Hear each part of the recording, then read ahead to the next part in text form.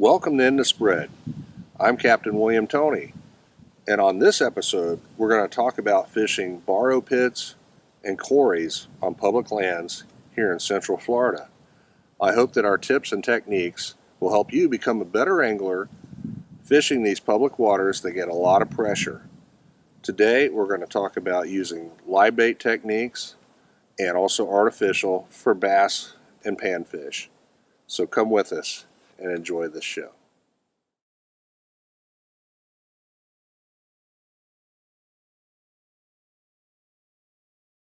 Well, on the way into some of my public areas that I like to fish and the quarries and things, there's different areas that you can look for, like this creek right here that has some natural bait, such as minnows, freshwater shrimp, small crawdads, tadpoles, things like that. I can see some of it in here, and I'm going to get some natural bait so that when I get to this area where I plan on fishing, I got it as a backup plan.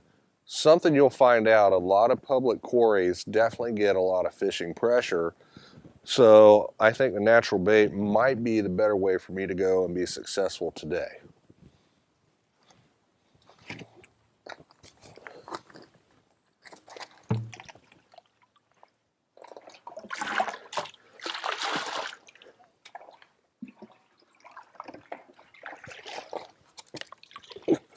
I just saw some crayfish right there.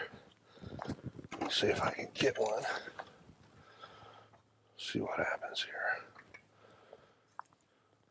Real handy item to have is a long-handled dip net with the fine mesh. This one's a little bit beat up, but I have a spare one just in case.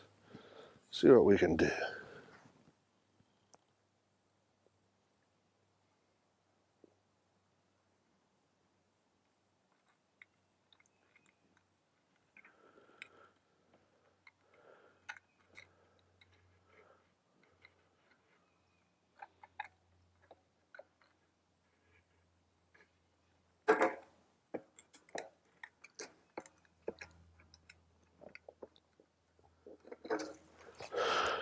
Cool. We got right here primo bass bait, bluegill, little crayfish. That's a primo bait right there. That should catch me a nice fish. I got this 5-gallon bucket, got it filled with fresh water, and that's basically about all you need to gather some bait. Also, this net will come in handy for grasshoppers. If you've ever chased a grasshopper down, you know how difficult it can be, especially if they're the flying type. This net right here will help you be more successful. Natural bait, high pressure, quarry pits. Natural bait is going to make you catch fish. Some more crayfish. What I've found is that getting into some of the leaves in the bottom of the shallower part, there's some crayfish in there digging around. These guys, it's going to make an excellent bait.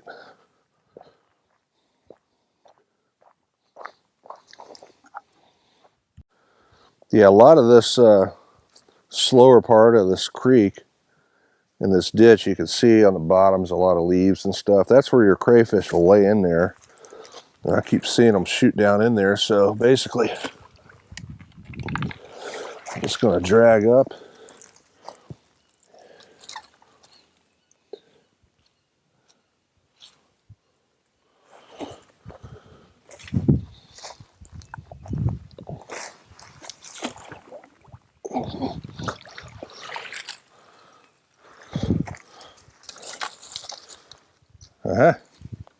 Bait.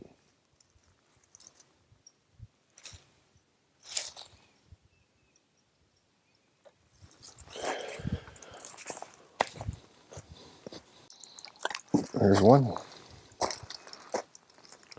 You gotta have a sharp eye. These guys blend in. There's actually two.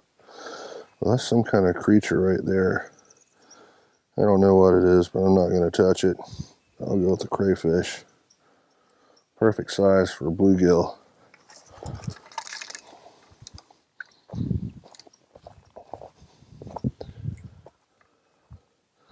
Well, we may have to move on to more productive grounds, but I got a good start. I got about 4 or 5 crayfish for bait.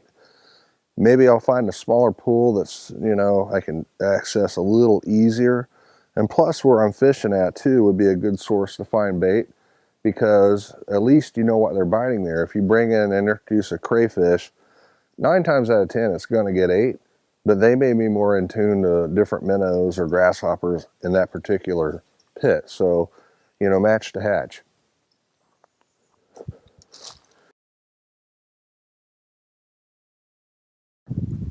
And we moved up the road just a little bit, and what I found is I found a shallower part of the ditch system of the roadway, and I'm having a little more success. I just got a really nice tadpole, and you know, I can get in there. I made a mistake in not bringing a pair of rubber boots. I should have.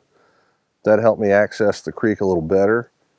But I'll see what we can get. I see some bigger minnows.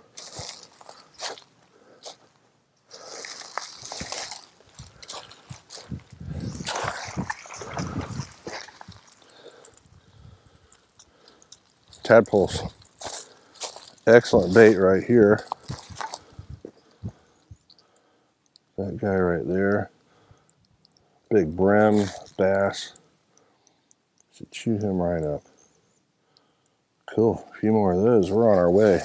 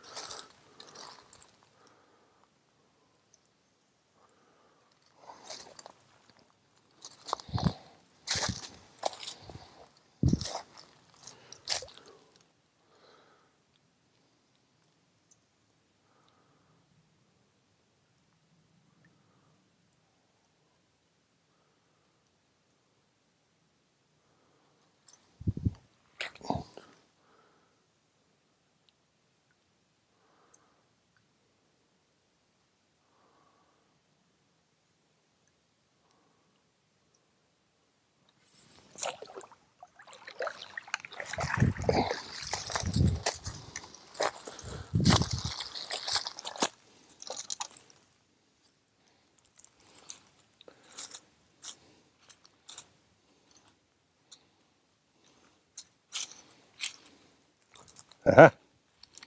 It pays to look closely.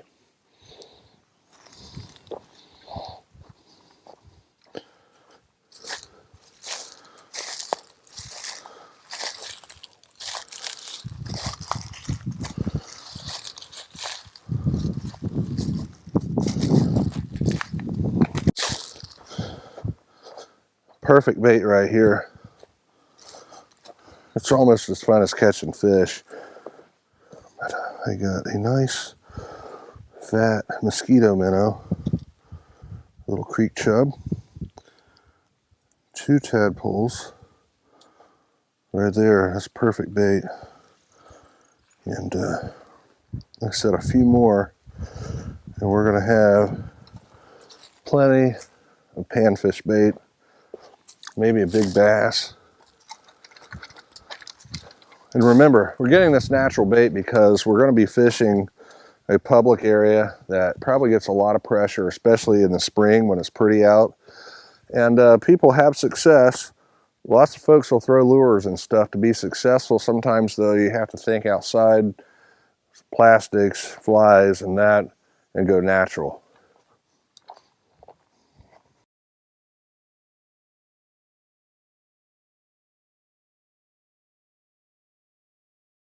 All right, guys, we're out here to our designated fishing area, and there's a lot of pits and quarries that were in Florida that filled up with water, and the majority of them were used for road work and things like that. A lot of public ones that get a lot of pressure. There are private ones. Please, for in the spread's sake and your own, don't trespass on private property. But this is one I've fished over the years, and some management areas actually have the quarries that are open to the public. Remember, you need a freshwater fishing license to access them, and always check the management area rules about fishing. You know, but the thing is, we basically drove my truck right up to them. So if I can do that, you got to think of all the other anglers who've been here before you. So you're going to have the upper edge or get a little creative in order to be successful in catching fish. That's why we got the live bait. I got our fat little mosquito minnow right here. Small hook. Hook right through the back right here. I don't want him slipping out of my hand. And I saw a few bluegill swimming around here. A little bit of pollen. We got such a warm winter here in Florida right now that our trees are already in bloom, as you can tell, and we got a layer of pollen right here on the top. So it's kind of hard to see, but just kind of looking out here in the water, I see some nice bluegill. The water is still clear, and let's see what this can do here. Out there.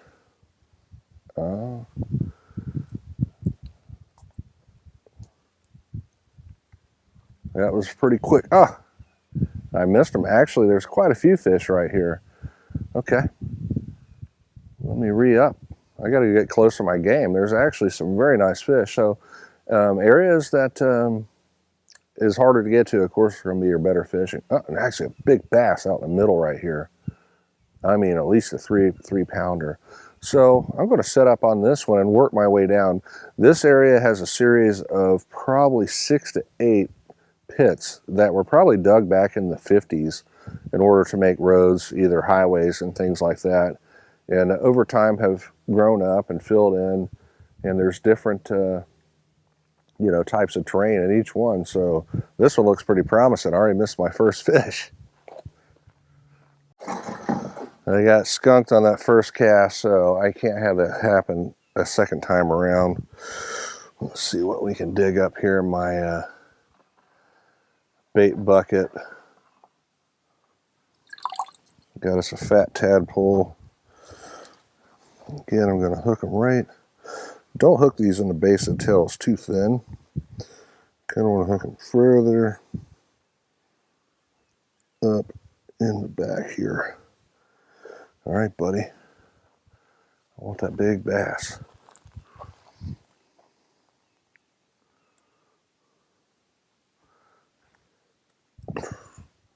Well, cut. Hold on.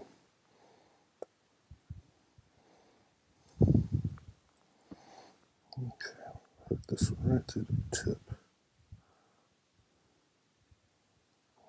Okay. Ooh, there's a bass.